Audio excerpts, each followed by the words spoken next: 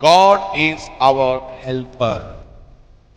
ବାଇବଲରେ ଅନେକ ଜାଗାରେ ପରମେଶ୍ୱରଙ୍କୁ ଆମର ସାହାଯ୍ୟକାରୀ ବୋଲି କୁହାଯାଇଛି। କିନ୍ତୁ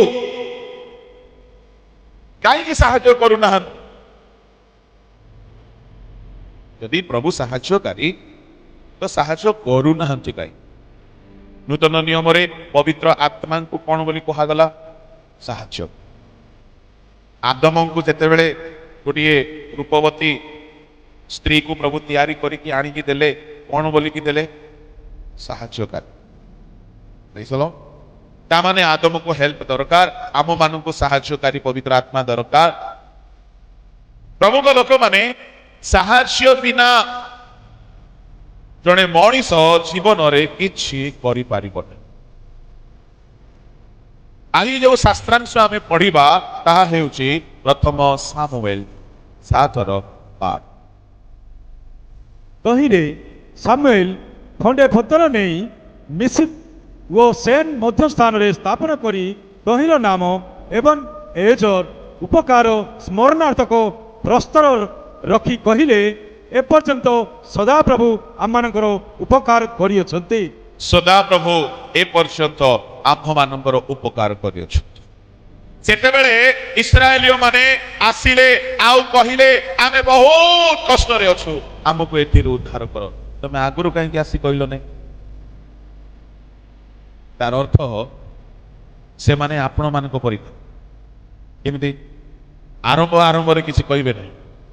ସମସ୍ୟା ପୁରା ନିଜ ବଳ ଶକ୍ତିରୁ ବାହାରେ ହେଇଯିବ, ଆଉ ପାରିବେ ନାହିଁ।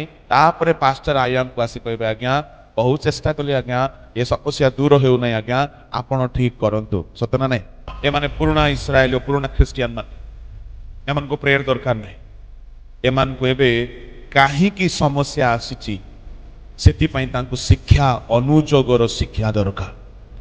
ସାମୁଏଲ ସେମାନଙ୍କୁ ଟିଚିଂ ଦେବାକୁ ଲାଗିଲେ, ଶିକ୍ଷା ଦେବାକୁ ଲାଗିଲେ। କ'ଣ ବୋଲି କହିଲେ? 3 ପଦରେ, ତହିଁରେ ସାମୁଏଲ ସମୁଦାୟ ଇସ୍ରାଏଲ ବଂଶକୁ କହିଲେ, ଯେବେ ତୁମେମାନେ ସମସ୍ତ ଅନ୍ତଃକରଣ ସହିତ ସଦାପ୍ରଭୁଙ୍କ ପ୍ରତି ଫେରୁଅଛ, ତେବେ ଆପଣମାନଙ୍କ ମଧ୍ୟରୁ ବିଦେଶୀୟ ଦେବତାମାନଙ୍କୁ ଓ ଅସ୍ତାରତ ଦେବୀ ଗଣକୁ ଦୂର କର ଓ ସଦାପ୍ରଭୁଙ୍କ ଉଦ୍ଦେଶ୍ୟରେ ଆପଣମାନଙ୍କ ଅନ୍ତଃକରଣ ପ୍ରସ୍ତୁତ କର ଓ କେବଳ ତାହାଙ୍କୁ ସେବା କର।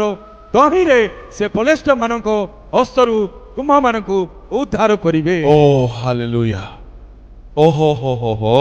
ତାମାନେ ପ୍ରଭୁ ଉଦ୍ଧାର କେମିତି କରିବେ, କ'ଣ କଲେ କରିବେ, ସେ ଶିକ୍ଷା ଦରକାର ଥିଲା।